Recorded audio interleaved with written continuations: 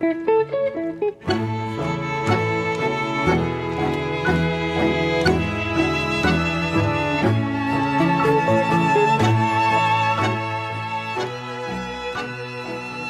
everybody, welcome back to the Tango Banter. I am Yelizaveta.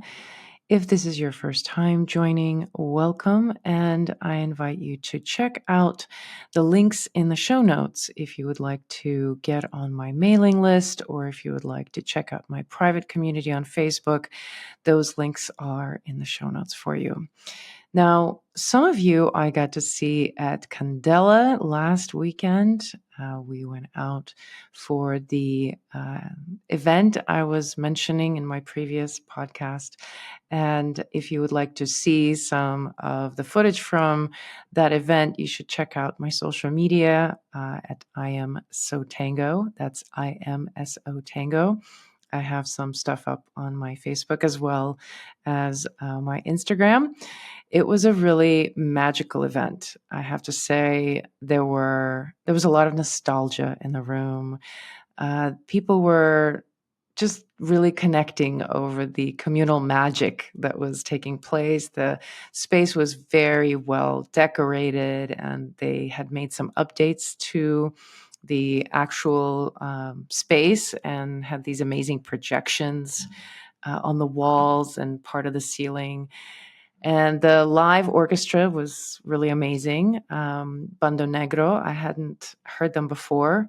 And I have to say, I was pleasantly surprised. I am typically fairly critical when it comes to live music. I don't necessarily like dancing to live music a lot of times, but I was really impressed with how well they both catered to the social dancers as well as offer something new and interesting that is distinctly their own to the music. So I really enjoyed my experience dancing to this live orchestra. So I talked to one of the dancers there, one of my partners, and he had mentioned that collectively he had spent 400 hours in that space because the Milonga that was there before ran for 10 years and he was going there every week.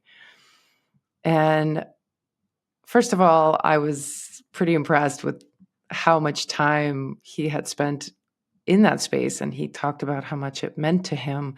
And it reminded me just of how much time we actually spend dancing. And one of the first things that I was faced with when I first started dancing tango was this realization of how grueling tango can be.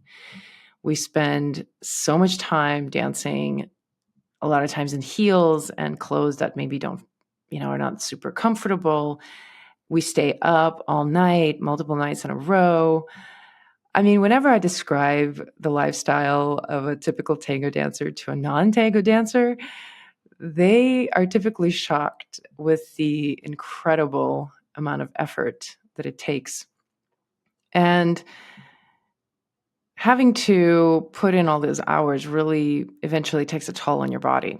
It took a toll on my body. And for me, coming into tango from yoga, I automatically kind of went into this questioning of like, wow, how do I do this without hurting myself? How do I do this without pain? And what do I do to resolve some of these things that are happening with my partners where I'm hurting and I'm losing my balance, and why does that happen? So I have been talking about this with lots of different people in tango, and one of the people that I connected with throughout my dancing time has been Carolyn Stoklosa, who lives in New Mexico, and we met on a dance floor. And she's a former professional ballet dancer and performer, and she is also a physical therapist. So when we met, we talked so much about the realities of what it really means to be a social dancer and carry on this lifestyle and how to do it in a way that makes sense, that provides us with the most support to be able to dance this in our old age. So I'm really pleased to bring this banter to you between me and Carolyn. We really touched upon a lot of elements that are so specific to the social dancer lifestyle that I think all of you will relate to on a certain level. We all face different issues, different physical limitations within our dance. And Carolyn's approach is really about getting in touch with and learning to work within your limitations. Our conversation meandered in many different directions. And of course, one of the big issues we end up discussing is the whole issue of wearing heels for women in tango and how to negotiate that choice, whether to wear them or not, how to make those decisions, and how to take care of your body so that you don't have to stop dancing unless you decide to, unless you want to. So there are many rabbit holes down which you can go in this episode, and I am really excited to hear from you what you think of the episode. Please make sure you send me your messages. You can reach out to me on social media, or you can send me an email at connect@imsotango.com. So sit back, relax, and enjoy. Carolyn Stoklosa. So I first wanted to ask you, what is exactly your story in you becoming a dancer? I feel like there's so much that I don't know about you there. How did you even get into dance? Well, apparently I kicked really hard in the womb from what my mother told me. And I would watch old movies on television when I was itty bitty. And at 3 years old, I begged my mother to get me in ballet class. And I was primarily like, I want to be a ballerina. But when you're 3 years old, you don't have the attention span. And so I think I went to some rinky dink school in San Diego at 3 years old. We did like 15 minutes of tap, 15 minutes of ballet, and then like 15 minutes of modeling, 15 minutes of gymnastics. So I would do this little thing once a week, for years until I got to be about 7, or I think I may have even been 6 when I went to a formal ballet school. And my mother helped me out. She lied about my age. She told them I was 8. Wow. So, yeah. Yeah. Wow, so that's anyway, amazing. I've always just, seeing it, there was something about it. And I was I was a child that liked to move a lot. I was always out in the yard playing and swinging and hula hooping. And, I was just a very active child. And, I always admired people that could play the piano, but I never could sit there to practice long enough to get anywhere. So. Wow, that's fascinating. So you saw ballet on TV and like you saw it and you just knew you had to do it. I actually watched an old film that was from the 40s called The Red Shoes. And it's one of these movies that film aficionados, like The Wizard of Oz, pops up in a lot of different ways in other movies. If you're a movie aficionado, it's like, oh, that's another thing they stole, from Wizard of Oz. Oh, wow. Red Shoes, the same thing. I read an article recently that Martin Scorsese saw. It was the first movie he saw in a theater with his dad when he was a child. And that inspired him. But it's kind of a dark tale of a woman that is so impassioned and wants to be a dancer so much that she'll give up anything for it. And there's a parallel to a dance that she does, the Red Shoes, in real life. And I won't spoil it for anyone that wants to watch it at the end, but it's very dramatic and it's pretty violent at the end. And at 3 years old, I was like, that's what I want to do. Give me the shoes. I don't care what it costs. What was it about that drew you? Was it like the image of what it looked like, or? Well, also it was very glamorous. It was very glamorous. And reading about the Ballet Russe de Monte Carlo, I think there are some parallels in that early 1900s phase where you got to travel around Europe and go to lavish parties as a dancer. And, you'd go to rehearsal and people were speaking 4 different languages. And, it's just like, in the whole aspect of being in the theater and on stage and doing something so beautiful, it really got me. And so did you get to do that?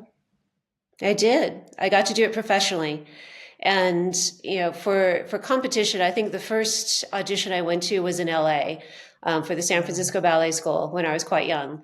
And that was for a summer program. And I might have been 12 years old or so. And I was one of the better ones in my ballet class. And it was back in the day when they used to put a number on your chest. And there were literally like 500 girls, auditioning in this huge Wow. room in LA.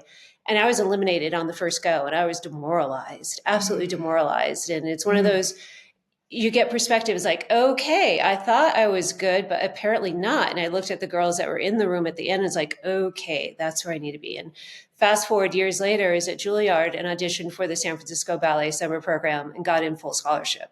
So it was a Wow. matter of like recognizing, a lot of people don't like to recognize their weaknesses, and either they give Mm. up, they're like, this isn't for me, it's too hard, or it's like, all right, I see where I need to go now, and I'll do everything I can to search for the tools to get there.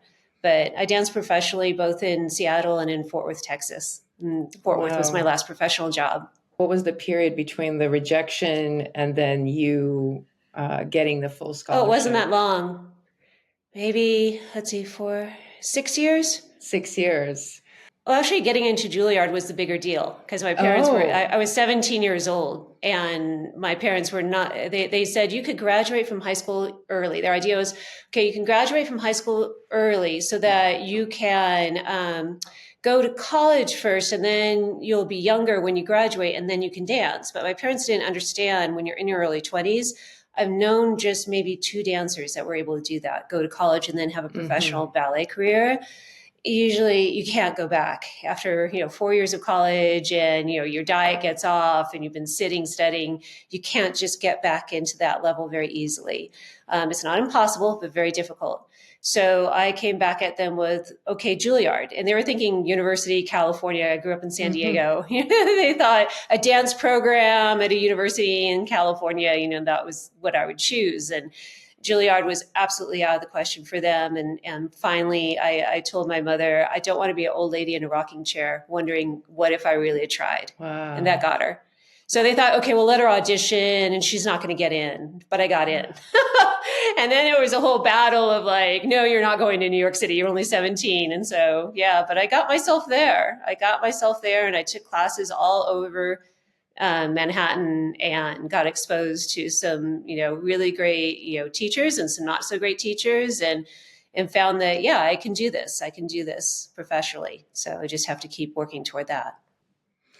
And so then you were a professional dancer performing for some time. How long, or like what was that like? What was Yeah, that career like? performances. Yeah, for performances, I performed since I was an itty bitty kid. Like I was at the San Diego Civic Youth Ballet, and we perform in the junior theater. It's a very nice theater in Balboa Park. I don't know if you've ever been in there, but they have very beautiful facilities. They're right by the Lily Garden there. And so I had loads of opportunities to get in front of people. So I was always very strong on stage. I didn't have like the whole fear factor and lack of experience that some of Hmm. my peers did once that I got into my teens and in bigger venues. But yeah, performing was just kind of a constant thing with different ballet schools. And I got my first professional contract doing musical theater in San Diego with San Diego Civic Light Opera. And I was 14. I lied. I said I was 16 because you had to be 16 to audition. Wow. So there's a long, like dancers do this, they lie about their age. Usually they say they're younger, but I had to say I was older to get certain Really? jobs. Is that like, does that happen a lot in the dance world? Not a lot, but yeah, for certain things, they want to make sure the dancer has maturity. And so, San Diego 16 is a pretty low bar, but it was a summer thing. So I wasn't going to interfere with school. So And so were you also teaching? Did you teach like on a college level, or was it more like, no, no, you were no. just, The classes were intense to train. I mean, once I was 16 years old, I would get out about of high school at 2:15. I remember at 2:30, I had 15 minutes between the end of school and ballet class starting. So I would literally run into that class and start plies. I would have an hour and a half of class, another hour of point variation, something else. And then after that, there'd be rehearsals for whatever the upcoming performances. And the ballet school that I was in San Diego performed at the Old Globe Theater. and at very nice auditoriums in San Diego. So it wasn't like some, rinky dink thing in the ballet school and their parents came. No, it was a level up, but it wasn't paid. It wasn't retained under contract. It wasn't professional, but still that level of expectation was there. So I was dancing from 2:30 until 9 with an hour break in between and balancing school and, really heavy academics at the same time. So Wow. yeah, Were I'm used to there doing a juggling act. Yeah, I guess that is, if there is a definition of a juggling act, that's it. How do you juggle high school academics while pursuing your passion for dance in this rigorous way? And I wonder, were there any times where you were like, I got to give up on this? Like, I don't want to do this. Was there any doubt at any point that this was like too hard, or you Oh were yeah. just, In high school, my parents brought myself and my siblings up with, you're going to college. Yeah, it just wasn't if you're going to college, you're going to college and you can choose whatever you want to do. So I always had this idea in high school that, I would just go to college at some point and the dancing was really fun. And then this older dancer in San Diego was giving me a ride to a rehearsal. And she asked me point blank, Carolyn, are you just doing this for fun or do you really want to do this? And no one had just asked me that before that I respected. And it just came out, I want to do this. And I was like, oh my God, I'm going to commit wow. to this. And how am I going to deal with parents that have other expectations? And so, yeah, that was the first realization. And then I just kept like progressing. It was like, I'm behind, I'm having to get some better teachers and some better training. And then there was a contract that slipped through my fingers, a full company contract in Seattle. And I wasn't the only person that had this certain thing happen to me with the directorship at the time. And they were quite brutal. I was only 18 years old when they said, we promised you a contract literally a few weeks ago, but Mm. now we're not sure. And there's an audition today for the Fort Worth Ballet, and we think you should take it. And I had to perform that night. My parents were in town.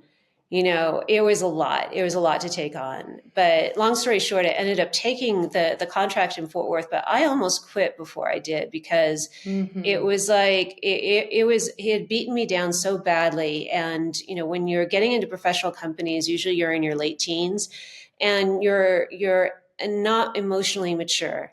There's a stunted, it's well documented in the medical profession, both from clinical psychologists, people have done studies on this, and people in the dance world. All of us can admit, and I heard a very prestigious dancer who'd been with New York City and Netherlands Dons who spoke at this conference last weekend that I attended, who said, yeah, there were things that I thought I could handle, but I didn't realize until I was out of dancing professionally how behind I was, how emotionally Hmm. immature I was. And he's like, I'm still in therapy, so yeah, that's one of the drawbacks of doing something at that intense level. And I've heard the same true with like professional swimmers, people that are Olympians, they don't have the same social interactions other people do. So Yeah, that's so true because I remember for half a second I fantasized about being a professional tennis player when I was in high school. I just thought, I love tennis and I had like some natural ability, but I was too late to the game. There was just no chance. So it didn't happen. And for a while, I was kind of upset about that. But then I got to meet a professional tennis player who like asked me out on a date. This guy was so cute. And I'm sitting across this guy and I'm thinking that I've like really scored and he's a professional tennis player. And the whole time I'm like, wow, it's like really hard to talk to him. Like it was very hard to connect. And because everything I asked him was tennis, tennis. Like he didn't know anything outside of that. His whole life was like getting up in the morning, tennis, school, then tennis, then tennis. And I just thought at that time I was like, wow, yeah, I can't do that. That's a lot. That's a lot to do at like yeah, and yeah. yeah, so I can imagine that it would be really difficult at 18 to handle that sort of emotional and psychological pressure, and to like be expected to completely just carry on as if nothing happened, and perform literally and metaphorically too. So then your entry into the professional dance world, it was filled with its struggles, but then you were in the professional dance world for how long, and what was that trajectory like for you? So I danced with a company in Seattle for about a year and a half, and then went to the Fort Worth Ballet. And I think I was with that company maybe 3 years. It wasn't a really long time. And I was one of those dancers that would be promised things at the last moment. Oh, there's this dancer that I found at the summer program, and she reminds me of some dancer I really loved. Directors do things very subjectively, and sometimes it's not based purely on physical ability. It's based on a look, and it's a look that they like. Interesting. And there's not much you can do for that. And so I went to for physical therapy, it was very objective. People kept saying like, oh, you'll never get in. No one gets into physical therapy school. And I was like, well, you have to get straight A's. And I was like, okay, you're giving me an objective thing. They're not going to look at me and say like, ooh, I really like brunettes in my company. Like, in our PT program, we only take brunettes and you have to be 5'5". Like, all of that was off the table. And so anyway, the PT I had exposure to when I was dancing in the Pacific Northwest Ballet. And I will just say that it wasn't a great experience. And I always was really strong in sciences, but I didn't want to be a doctor. And I thought, I could do better. And this would be a really cool thing for me to do because it's active. I'm not, sitting at a desk, and, I wanted to be up and moving. And physical therapy attracts very active people.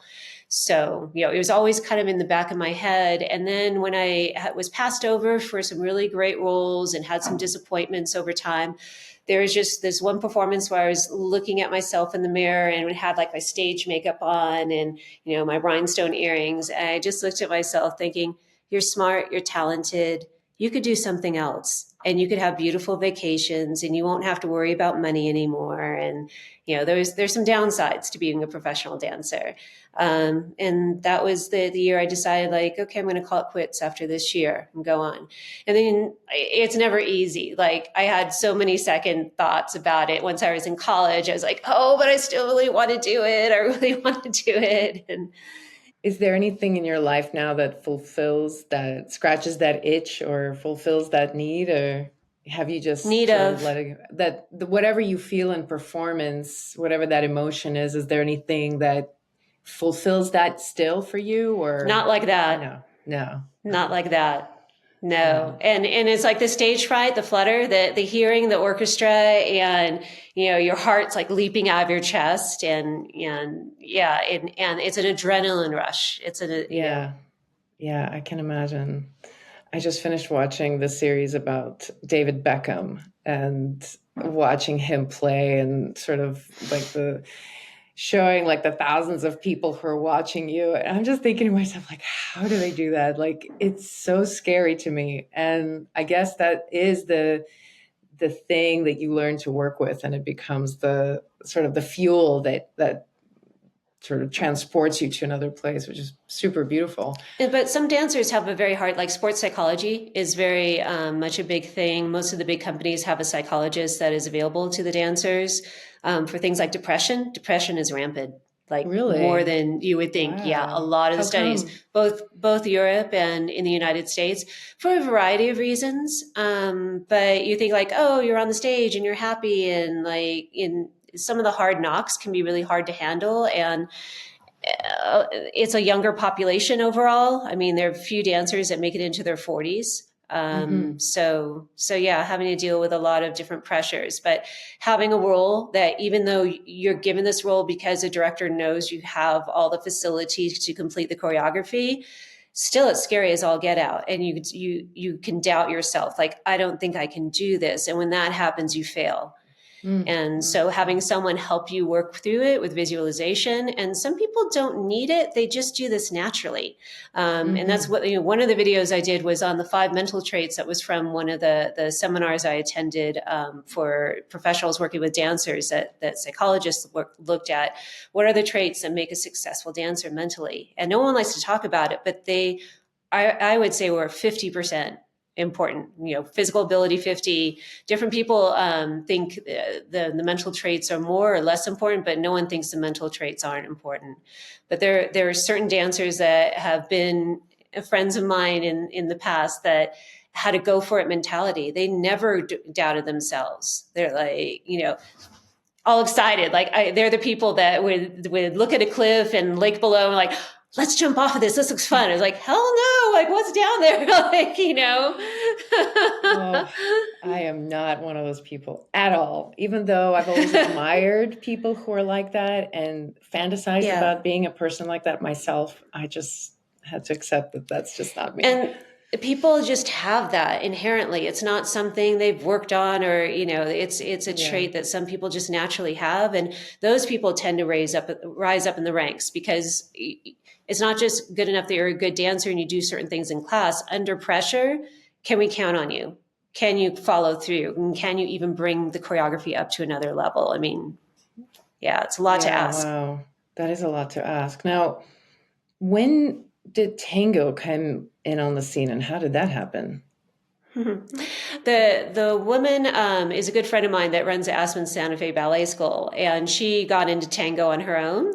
And when she was taking classes locally, and she invited the local instructors, who both of them have a background in dance, they're from LA, in ballet and in modern. And so anyway, they were going to do a choreography for the kids' summer school program.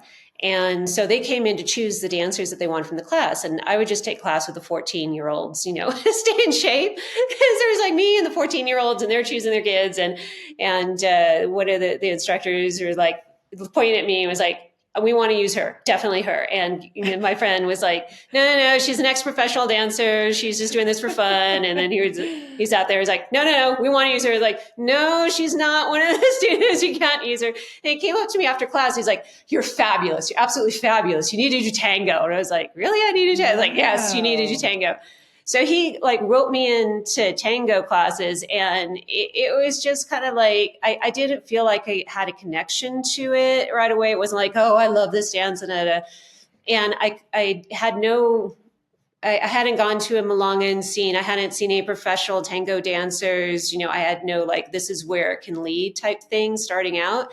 And, every time I told this instructor, I really don't think this dance is good. He kept saying, no, you're fabulous. You're fabulous. You need to stay. So that's how I got into tango. What an awesome way to get into tango. That's awesome. That can be like the beginning of a movie about a dancer who gets into tango. Was there like a significant night or an event or a festival where you were like, okay, this is it. Yes, I really want to be dancing this a lot. I want to be traveling all over the world, dancing it in different countries. Yeah, traveling all over the world, just that I love to travel. And so those two things kind of came hand in hand. But with tango, it wasn't a specific moment. It was like, I'd like to give the analogy of tango is a lot like golf. It's a lot like golf in that you don't just take a couple lessons and then show up on the golf course saying, hey guys, can I play around with you? Like a bunch of golfers would be like, no. And it's like, you don't just show up at a Milonga because you have to know about line of dance and there's a certain etiquette. And after a couple classes, you're just not ready for that. And people get really turned off like, oh, tango dancers are so snobby. But when a golf player gets a really good hit, like when they hit the ball and it goes right to the hole, they'll have 1,000 bad shots again and again and again, those golfers, but they're looking for that feeling of that one great. And so when you have one great dance where everything seems to come together and it fulfills you in a way like, a sensational way, like tactile stimulation, just like you're reading the music the same way and everything goes right. It's such a wonderful feeling that you want more of that. And so, yeah, I think that was the hook for me. It wasn't a specific revelation, but every time I had a really beautiful dance, it was like, yes, I want more of that. Yeah, I keep thinking that the key to having people stick around in tango long enough that it You keeps get them that. in is that they get Yeah. this experience, that they get this moment where it all works, and then you can let them go, they're hooked, right? But until they have that, it's definitely tough.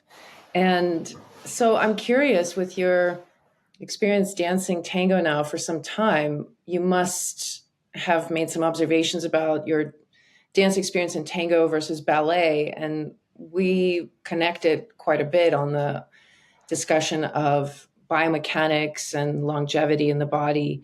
And so, how would you say, your observations have been about tango dancers and like some of the common issues that they deal with? And Yeah, there's a lot of different ways to go with this question. I'm trying to the wheels are turning. Like, which direction do I want to go with this? I mean, the conferences that I go to for dance specialists, it's a group called IADAMS, the International Association of Dance Medicine and Science, and it's really nice because it's all disciplines. It's not just physical therapists, it's doctors, it's podiatrists, it's the social workers, the psychologists, and they work with all different types of dancers, which is really interesting. But there's a lot of focus on ballet. That's a predominant area that most of the studies have been on. But I've used what I've learned for ballet dancers with collegiate basketball players with a lot of success. So there's wow. carryover in both ways. It's not like this is dancer specific and it's only like, no, these concepts are throughout an active population. Um, I think one of the threads that was coming through recently at the conference, I think I mentioned to you before, was the aspect of in dance to improve, we're told we need to repeat. And we repeat steps or figures again and again and again. And the idea is you will learn how to do it by repetition. Well, what if you're not strong enough to do it? What if, your core is weak and so you're trying to do an ocho and your pivoting mechanics are off and you're twisting your ankle and wrenching your knee every single time you lift your heel to do a pivot? How many times do we pivot in tango? A Right. million, right? Especially Right. as a follower. So and things that are taught, from a physical therapist standpoint of view, as a dancer's point of view, people are taught how to do an ocho. Like, this is how you do an ocho. You put your foot down, you lift your heel and turn. And then there's this thing called dissociation. You keep your chest and then the bottom moves and da da da. No one is teaching, here's how you pivot. Try to keep your tread light. And so breaking things down. And that's what I'm trying to do right now with the dance is like, I think their instruction is heavily monkey see, monkey do. Like, I'm going to Mm-hmm. demonstrate this figure and now you're going to do it. And Mm-hmm. then somewhere along the line, you start to learn connection if you're lucky. You have some good instructors. And you learn nuances of like things you can do with your chest and intention in the dance and how lead and follow can be more fluent, as far Mm-hmm. as it's not, I'm Mm-hmm. a follower, I'm just following everything that I'm led into. And, Do you and think so, Do you think that this is an issue in tango specifically, or do other dance forms struggle with this? That the way the dance is taught is sort of not congruent with what we actually need to understand. So if I go like to a hip hop class, a lot of times this has been a problem for me. I go to hip hop class, they show me a choreography, and I'm like, I don't want the choreography. I want to understand how to make these moves look the way they look in your body. Like, can you tell me how to do that? And most of the time, they just fall so short of what I'm looking for. That's been my experience. I'm curious yeah. if you have Yeah, comment on that. movement quality is movement quality. And we really, I mean, changing that, I think not only is it very difficult, but it makes us fall short of what our body is capable of. Like some dancers in the same company, you can have two professional dancers that both are principals in the same company. One can do the contemporary choreography amazingly. They can have this disjointed thing where, if they're asked to roll on the floor and then go up on a point, it's amazing. You have the other principal dancer that struggles with it. Like, she can go through the movements, but somehow it's just not quite as fluid. It's not quite as, But then you have like the classical ballerina role and the tutu, and everything is structured. That one principal that couldn't do the contemporary shines in that. The one that could do the contemporary piece can do the classic, but it's not as refined. So I think instead of fighting our inherent movement qualities, and a lot of times in tango, people are like, that person, that's who I want to dance with or dance like. Mm-hmm. And I want to emulate their quality. And I think I've done that. Yeah, I think we've all done that. And I know I can speak from personal experience. It messed me up because I was so like, okay, my arm moves like this, my leg moves like this. I lost connection. I lost fluidity. I lost my own voice, So I think having people around us to help develop our own voice, like, yeah, I want to do hip hop class. Okay, my background is I was a professional ballet dancer. I'm a tango dancer. My body doesn't inherently move like that. So my expectation should be, okay, I'm not going to be like at the same level as these other people. It'd be fun to try it out and give a few classes. So, also managing expectation level based on your background. Yeah. Yeah. And I think with tango, it is so often that for a lot of dancers, they get confused as to what is expected of them because it's kind of put out there that they go to a class and they're presented with the figure and you're just expected that you're just going to get it. Like everybody else is getting it. So you're supposed to get it too. But it's not like that because as you're pointing out, some people are really good at choreography and other people are not. And that's like a really big distinction, I think, within tango, because it seems like dancers who really love choreography, they'll tend to want to dance stage. And dancers who don't like choreography prefer dancing socially. So it automatically distinguishes. And even what you were saying, it made me think like even orchestras, like how we dance to each orchestra. I have this observation that everybody kind of has their own feel. And some people dance really well to Di Sarli, and other people dance really well to Troilo.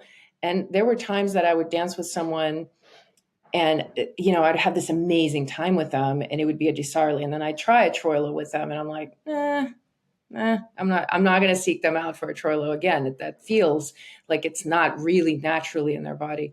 In professional dance companies, I would make a broad generalization. Okay. The shorter guys in the company, they were usually doing the big bravura jumps, multiple spins. They would never get the princely roles because they didn't have the stature for it. But the princely guys that had like long legs, could partner beautifully, beautiful lines, beautiful pirouette, they could not do like the ridiculous spins and acrobatics the short guys do. Center of gravity, they had a much lower center of gravity, which allowed them more speed and agility. So dancers that are super lanky and very tall, like we're talking 5'7", 5'8", 5'9", that have speed, it is pretty impressive because their nervous system is so much longer, it's so much more hard to control. And I think with tango dancers, the same thing. I tend, again, broad generalization, I know, but shorter dancers, I find, tend to like the more rhythmic orchestras, like the Biagis, the D'Arienzos, they have more of a cat-like quality. And the longer, lankier dancers is like, oh my God, you'd be able to step out with a Di Sarli or Pugliese. So I know that is very biased and that's not like across the board. And yes, there are exceptions, but just as an analogy. I think there is a little bit of truth there just because there's something very natural about certain proportions, like how just people move based on how tall they are, like somebody what's who's comfortable. Tall, what's comfortable for them. It's like how they're going to move is very specific. So I think it is true. You, at some point, started working and combining your PT work with dancers. And so now in your practice, you treat ballet dancers as well as tango dancers, or how does that work? So the pandemic shut down everything. I sold my practice right before the pandemic, which was serendipitous timing. In my practice now, I am doing boutique. And so if someone has a specific injury, like I'm treating a couple ballet dancers right now with specific injuries and seeing them back. One's a really bad ankle sprain. And so I'm helping her have realistic expectation as far as this upcoming Nutcracker show goes, and getting her back into jumping slowly. And with tango dancers, it's been few and far between. I think a big barrier has been in the United States, we all want to use our health insurance, but we have a $30 copay Mm-hmm. every single time we walk in the door. I've cut my rates so that it's like, okay, for 3 copays, you're getting me for an hour, and you're getting a lot more bang for your buck than going to someone that has no idea of what you're doing as a dancer. It's like I can speak to ballet and tango Mm-hmm. quite fluently. If you want to talk to me about hip hop, I have to watch some videos. And In your experience, what are some of the biggest challenges you feel tango dancers have that they're not really aware of, that you wish that they, that they paid attention to, that would really have the more significant payoff than focusing on specific vocabulary? I'm curious if you have any things like that to yeah, share from your expertise. any dance form has demands. I mean, we don't sit on our rear end and dance for 10 minutes every hour, at a milonga. We're dancing a lot. Is it as demanding as like Lindy Hop, where you're doing a lot of like jumping and turning and height? No, but still, I would argue a little cardiovascular. We don't have to jog, but we could do like walks, to get cardiovascular output and some aerobic capacity up. Having the strength to be in our feet for that long. I mean, it's a lot of standing and walking in those hours. And what do we do to cross train for that? Well, I go to tango class, and it's like, no, that's not that's Mm-hmm. not enough. If you did a little supplemental strengthening, and strengthening, people think like, oh, I have to go to a gym and I work in sagittal planes. I do bicep curls, I do leg press. Well, there's a lot of multi-planar things that we could do with someone that is really good with strength and conditioning, or has better training. That when you with any type of cross training, the analogy is to fill the buckets that aren't being filled with the activity you're doing. So Mm. if you're already walking a lot for tango, and you're like, okay, what else do you need? Your arms are up all the time. Well, are you doing anything with your arms? Like a little bit of cross training at a gym. How about like, well, I have to pivot and dissociation. Well, how's your trunk mobility? And most people are very Mm-hmm. stiff, and it's like, okay, so we need to work on a little bit of trunk mobility. And there's loads of ways to do that, and you can get really, dynamic and fun. So I think depending upon the what type of tango we're doing and what demands we're putting on ourselves, that makes a difference. As far as gender differences, lead and follow, of course, because you lead a bunch, leaders could just stand still, have the followers move around. Really, if you want to be lazy, I'm going to say it, if you want to be lazy and you want to have your follower do all the work, you could do that as a lead. That was one of the things when I learned to lead. It's like, oh, this is really cool. I could just stand here and you're doing this. I don't have to do anything, right? So Yeah, I a think big because of that, revelation. A big yeah, revelation because of that that, following is actually harder than leading in the technical sense, like in terms of the yes, amount of technique required to execute the moves. Following is like infinitely more complicated. yeah. But then when I look at the leaders, specific problems that come up is I have plantar fasciitis. My knee hurts. And I Mm. watch, it's an older population here that dances in my community, but a lot of festivals I go to, I hear the same complaints. And you'll see the leaders shuffling their feet on the floor. There's no articulation of the foot whatsoever. There should be at least a weight change from the ball to the heel. Even if the foot is flat on the ground, there should be a dynamic Mm. happening. And a lot they don't. If you were to take those shoes off, it would tell you volumes. You'll see gripping toes because the balance is poor. And so you have like a lot of stress on the underside of the foot that most people aren't seeing because they've got their tango shoes on, their cool slacks, and we hide a lot of things with what we wear in tango to hide our imperfections, right? And that was one Yes. of the things I brought up in my videos too, when you're practicing, you need to wear form-fitting clothes. Like if you can, wear shorts or leggings and actually see your body, then you'll have a chance to correct some bad habits and really look at what you're doing. Just hiding the faults and oh, it looks really good so long as I wear a long skirt or as long as my trousers are cut right. Like no one's going to see that, but I hurt. Yeah. So but in general, yeah, it's a lot of the same thing. It's a very unilateral. So doing some things to get our mobility on both sides. We don't have to strive for, totally equal. That came up in the conference last week too, with strength and conditioning trainers, is a lot of people trainers get wrapped up with trying to make both sides equal as far as strength and mobility. Well, if you did that to a professional baseball pitcher, you'd ruin their pitch, right? So some of the asymmetries that we have in our body aren't necessarily a bad thing, but we do want to work both sides and not totally ignore the other. So yeah, as far as movement dynamics, foot intrinsic work, I can't stress enough. If we were to take off the shoes and just see, can you move your toes? I would bet at least 50% cannot. There's so many there's so many things that you're just firing off for me, and I wanted to pick up on one of them, and that is the asymmetry of the dance, because something that I keep coming back to in my own body is that I actually became asymmetrical from years of tango, and it's actually quite visible for me. And I had to work psychologically through that feeling of like, oh my God, I need to be symmetrical. And I was sort of crafting all of my exercise along that line. And I ended up actually injuring myself multiple times trying to attain that symmetry. And I think it's such an overlooked fact, that we are not symmetrical. We're not necessarily even meant to be symmetrical. Like even the organs in our bodies we have an eye dominance. Yeah, we have a foot dominance, an eye dominance, a handedness, One thing I was going to mention too, when you're talking about the foot pain and the knee pain, I found also that it seems so much of that is dictated also by the head forward a lot of times. Yes, I want to cuddle. The head forward. Yeah. My neck hurts looking at them.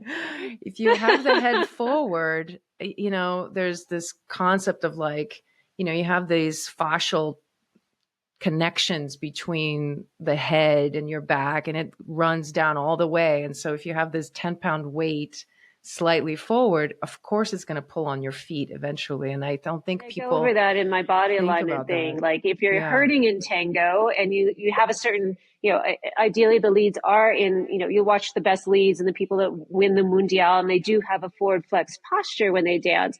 However, if you're having back issues, you might want to take a look at it just to improve your social dancing so you're not hurting so much. Yeah. And then another thing about the fascia is it also contributes to muscle power and velocity. It can act as a recoil mechanism because of its structure. It connects the pelvic floor to the diaphragm, which is important for our breathing. A lot of people don't even think about breath in dance, and that's all kinds of dance. But are you breathing when you dance tango? Are you breathing through your nose? Are you breathing through your mouth? Do you even know? Oh, I was just actually talking about that one of the biggest complaints I've heard from followers is when they dance with somebody with a leader whose mouth is open when they're dancing and they're breathing through their mouth. And I was like, oh, this is the worst, especially if it's like right here in your face. So there was one person I danced with once, and it was like Darth Vader. It was like. It's very disconcerting. I was trying really hard not to laugh. Yes. You and I are both on the same page as far as like the heels or no heels thing go. I just had a discussion with a physiatrist at this conference out of Montreal, and I was like, "Oh, you're in Montreal?" And she said, "Oh, I tried ballet class. I was really not good at it." And I was like, "Well, you just tried A class, so it would take a while." But she's like, "It wasn't my thing." Give it a couple. And well, they have a big tango community in Montreal and some really great teachers. Have you looked into it? And she said, "Oh, I can't use the heels. I can't do the heels." And there's this perception, not only in our cultural, with our fellow tango dancers, that if I'm a good dancer, I wear the heels. When I was at the Southern California Tango Championship, all the women that competed were in the dressing room together. All of them were complaining about, "Oh, my feet. Oh God, get these shoes off of me." But to compete, it is expected. And so, but are we all competing, or do we all just want to dance well? And so anyway, changing some expectation level of like, well, I have to wear the heels if I'm a good dancer. If I'm a good dancer, I have to do this. So let's talk about optimizing performance. Let's talk about all the followers I know in heels all complain of foot pain at festivals and marathons. Oh my God, I have to get these things off. I have to stop dancing now. I'm done. Mm-hmm. Well, if you wore Mm-hmm. flats the whole night, you wouldn't be done. Bye. You know? Well, and you know, it's interesting that a lot of people are surprised that flats require a different technique for dancing, because if you just dance, like when I started dancing in flats, I danced on my toes. Like I did not bring my heel down. I was just sort of like keeping the shape of the heel, but not having the And that's heel. also what we see. That's what we Yeah, see we see that instructors do. so And much. Yeah. they say, use your heels. Well, that's Yes. not very helpful feedback in general. People are like, use my heel. What does that mean? And it's Yeah, like, they don't know. use the articulation of pushing, you know, and it should be the same with whether your foot is in a flat, with a slight, whatever the size of heel, you still should have that dynamic on the underside of the foot. Yeah, and I absolutely. And I actually had a recent experience where a dancer came to me who dances in flats and she complained of foot pain. And that actually happens quite frequently where a dancer will tell me, well, I tried flats and it actually hurt my feet. And I kind of Yeah. knew what was going to happen, but I was like, let me just see. So, you know, I put on the video, we recorded dancing, and I showed her. And literally, she did not put her heel down ever. Like she was just dancing No, on the, you know, the ball no. mount of her foot. And so I said, okay, all I want you to do is just change this one thing. And she said by next time, she was like, her foot pain was gone. Like it was just not Yeah. there. You know, it's kind of Yeah. amazing, just those little details, how much, but it's like you Yeah. don't know what you don't know. So it's so helpful to have someone who has a lot of that knowledge of how to actually get the information, how to test for it, which is what you're kind of bringing, that lens of deducing what's really going on and showing it on a physical level. It's so powerful. It like really pushes your dance to another level, I think. It's learning how to Mm-hmm. truly articulate through the foot, which again is the same thing you should be doing in the heels. So what you practice in flats, you can apply to wearing the heel. And Absolutely. maybe, you Yeah. know, sometimes you wear the 4-inch heel to perform, and then you're in a 2-inch heel for social dancing. And then, ooh, it's a long marathon weekend. So the afternoon milonga, I'm in flats. And I'm Yeah. seeing, and it's making those transitions before it starts hurting. Because once it starts Exactly. hurting, I mean, that's your clue to you're doing damage, and you're doing cumulative damage over time, and we want to be able to do this dance forever, and right. And Absolutely. so, and we don't Absolutely. want to have to give up, like you're having a great time at a milonga and you have to leave because your feet hurt. Yeah. I mean, it doesn't have to be that way, so make the choice. Yeah. And I think some of it too has been peer pressured a little bit. Like we're getting through to the other side of it, but I am actually surprised by how often I still hear at least once or twice during a tango event where a woman will come up to me and say that she recently heard someone tell her they are not going to dance with her because she's dancing in flats. Like that is still the attitude, like They're somehow, usually the worst you dancers. know, They're and usually the yeah, people I don't want exactly. to I'm dance like, with anyway. like you I've don't been want to to dance with them several anyway. events in Italy. I've been recently to several events in Italy, and there are a lot of women in flats in Italy, and they are not up on their toes. Since the pandemic, it has changed. People are like, I want to dance so badly. I want to dance a Mm-hmm. lot. Mm-hmm. The block heel, I saw a lot of the block heels. I think Access Tango makes a block heel that's really cute. And it wasn't all about the high, like Saturday night, everyone's like dressed to the nines. That's when you saw the high heels come out. And the rest of the time, it was almost 50%, like especially the afternoon milongas, you know, women were in flats, and there was not one man when I was wearing flats that looked down and was like, ooh, Mm-hmm.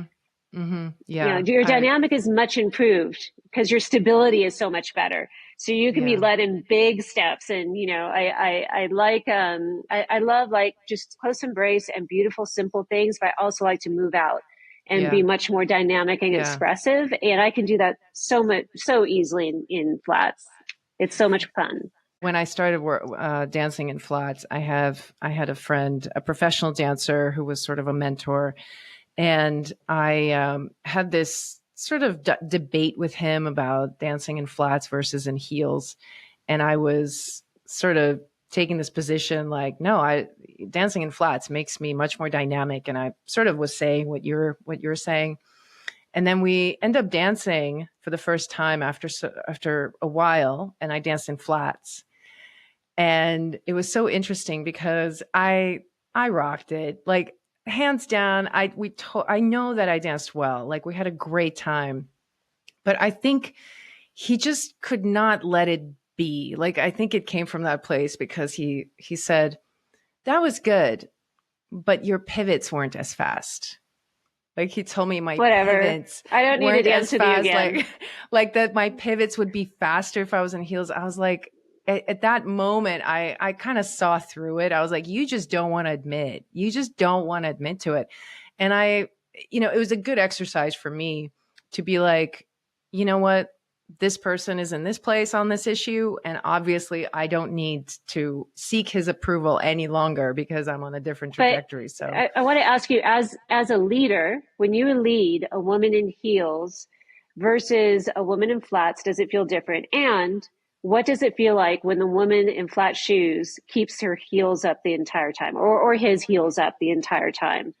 What does yeah. it feel like for Oh, you as it's a terrible. leader? Because I can tell you what it feels. Yeah. It's And terrible. it It's does, terrible. People don't realize yeah. it. Does it Yeah. feel like they're Yeah. balanced at No, all? no, no. It feels No. I tell them it feels very top heavy. Feels like you're a Yeah. pyramid and you're balancing on the point 99.999% of the time. If I dance with a leader who's wearing heels, they're less stable. So I have to basically sort of compromise a little bit and Work a lot give them harder. that Yeah. support. And then Hmm. anytime that I have a follower who goes from dancing in heels and then I dance with them and they're in flats and they're using proper technique, oh my God, it's amazing. It's so different. It's night and Yeah. day, night and day. Yeah. If you're on the tops of your toes, you might actually feel okay. You feel like you're doing fine because you're getting support from the leader, but to the leader it feels like you're very stiff. And the leader might say, "Can you just relax your embrace?" And in the follower's body, that doesn't make sense because you're on toes so that your nervous Yeah. system can't relax.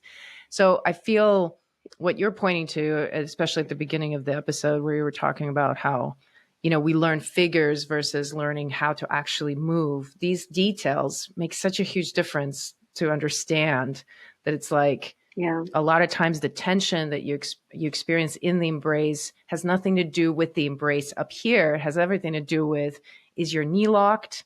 Are your ankles locked? Are you on your toes? Is your back collapsed? Like it's all below. And that requires a lot of understanding that I think a lot of teachers lack because they might understand the dance really, really well. They know the forms, but they don't understand the mechanics, which is what you're sort of Yeah. steeped in. And if you're That taking from yeah. people that are performers and great performers, that does Mm-hmm. not always translate you are great social dancers. Oh, You could have absolutely. beautiful lines and No, figures, but no. you have no Yeah. connection, no breadth. Mm-mm. So you kind of have to ask yourself, what do I really want out of this dance? As when you pick like who you want to study for and how you want to study. And people, all dancers, I'm not just saying tango dancers, all dancers, very egotistical. We don't want to do stuff that we're bad at, and we don't want our weaknesses exposed. Like, it's not Uh-huh. cool. Like, we want teachers fawning over us saying, "Oh, you're so good," and then I just want you to work a little bit on this. We need people that can be brutally honest with us. And, like the dancers that think, well, I was a professional ballet dancer. I could dance on demi point very, very easily for long periods of time. No problem. And I was dancing with a good friend of mine that is a very well-known teacher. And, we were practicing for for almost like a year. And finally he said, "Could you just put your heels down?" Wow. And I was like perfect control. I felt like all this dynamic and stuff. And I, was on my demi point all the time. And I put And my I heels bet down. you I was were like, God, this is proud. so easy. I bet you were proud of your ability to balance, right? It's like you're like, oh, look at me. You think you're balanced, but when you Yeah. would do things with me, like, okay, we're going to dance, but no embrace. I'm going to Mhm. lead you, and we're going to have this space between us with no physical contact. And you should be able to follow just by a chest lead, like, okay, that's sending my leg back, right? Or doing, Mhm. I was like struggling, like really Right. Right. struggling. So you may think like, I've got it all together. But in reality, if you're asked, like, I want you to just dance one song of a tanda, just one song, not even an entire tanda, completely on your own, as if a leader's leading you in crosses and molinetes, and stay on that demi point. It's impossible. No one can It's do it. so hard. No one It's can do so it. hard. Your legs are Why? going to stiffen up because Yeah. you're on a demi-point position. You've engaged your calf. You're engaging your quads much more. So in order to keep your balance, it's not going to feel like something floating underneath you, which is that wonderful nothingness quality of tango. Mm-hmm. That was one of the Mm-hmm. main things as a ballet dancer that I had to get beaten out of me. Everything with ballet is led with the leg. So I can make beautiful Mm. figures with my feet and legs, but I had too much. I kept being told you have too much energy down there. And I'm like, for me, it was like, this is Interesting. nothing. This is, for me as a ballet dancer, this is nothing. But I Wow. didn't, and it was until, I think it was Moria Castellano, I was taking a class with her and she, led me and she imitated me. She's like, just walk forward. And she was able to imitate the way it felt to dance with me. And I felt like legs darting out. And then I was like, Mm. this is what I want you to feel like. And I felt like this beautiful, yummy connection and then something happening underneath. Mm-hmm. And it was that got me. It was like the sensation. I could look at things like, yeah, I'm doing that. And because I'm a visual Mm. learner and this is how I came to dance. And I think a lot of dancers, even in tango, are visual. They, Yes. look at the figure, they repeat the figure, but they totally are missing the feeling. And for me to have someone imitate the quality and be able to feel it, that, that brought like everything together. Is like, now I understand what I need to work on. I think I'm not doing anything, but I'm doing way too much. So even if you feel like you're balanced, just the mechanics of having to maintain a demi point, you could Mm-hmm. do it, but you're going to be stiff in your legs. It's not going to, again, you want to feel good to whoever you're dancing with, because that's how you get better dances and more dances. Absolutely. So And I think that's pretty yeah. universal. But I don't want to poo-poo wearing heels all year. It's like I've had foot surgery because of being on point for literally 4 decades on point without any problems whatsoever until I had a problem and then it led to surgery. So anyway, even with that, I like to wear a 3-inch pair of heels out to dinner with my husband. I'm not walking long distances. My outfit looks better. I have no pain with that. But am I going to Right. wear a 3-inch heel? Like, no, that would be really stupid of me to do because it hurts like hell. And, Mm-hmm. when I'm pivoting. And so we have to realize our limits. Am I poo-pooing heels altogether? No, there's a time and a place, but to realize it doesn't have to be the time and place all the time. These things catch up with us. And, Yeah. unfortunately, we are going to age. And do you want to dance as long as possible? Or do you just want to be able to wear your heels for this finite period of time? And then whatever happens, happens.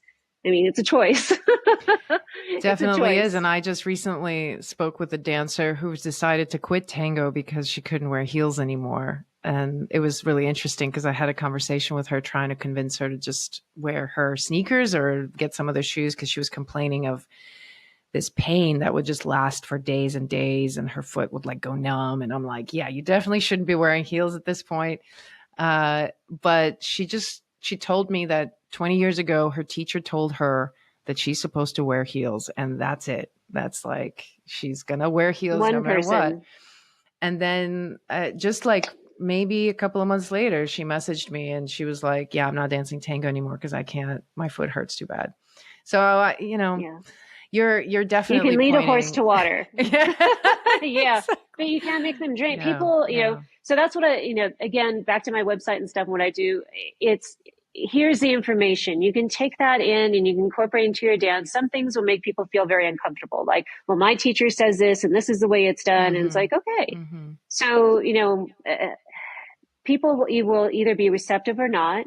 And some of those people that aren't receptive, once they start hurting and it's like, I'm looking at having to quit or modify in some way. And if we're willing to, I think this goes with life in general, no matter who we are, no matter what we do, we're going to get older. Things are going to be as easy.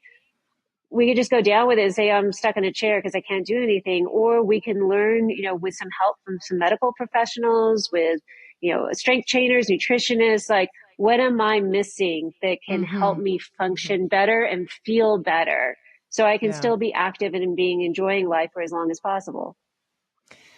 The moral of the story is whether you think you need it now or later, people need to go see your website, which is, can you tell what the website is? Yes. Because you've mentioned all these videos, and I'm sure the listeners will want to know where they can see all of that. It's physiodancer.com. All one word, physio, Physiodancer.com. PHY, SIO, physio dancer. Everywhere around the world, physical therapists are known as physiotherapists. Gotcha. So that's where it came from, physio dancer. And then Gotcha. the videos live on YouTube. So I also have a YouTube channel, which is Physio Dancer MNM. You've heard it here first, as they say, on the Tango Banter. Go check out the website. I'll put all the links into the show notes so people will be able to get to it. Carolyn, thank you so much for enduring all of the issues that we had in recording this podcast. There's always issues. And my husband's like, "Oh God, only you have." But just like so easy. just like in tango, you just roll with the punches and something beautiful comes out of it. So it was really fun to meander down these little pathways. And I would love to have you on again sometime to continue this conversation. So thanks so much. That's awesome. So great with connecting with you again. And thank you so much for having me be a part of this.